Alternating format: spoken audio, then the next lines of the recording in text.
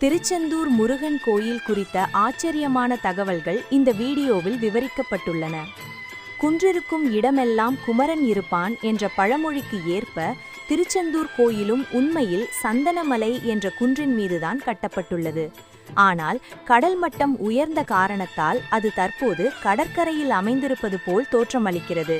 இதற்கு சான்றாக இன்றும் கடலுக்குள் சில பாறைகள் தென்படுவதை காணலாம். மேலும் கடல் நீர் மிக அருகிலிருந்த போதிலும் அங்குள்ள நாழிக் கிணற்றின் நீர் மட்டும் உப்புத்தன்மை இன்றி இனிப்பாக இருப்பது ஒரு பெரும் அதிசயமாக கருதப்படுகிறது.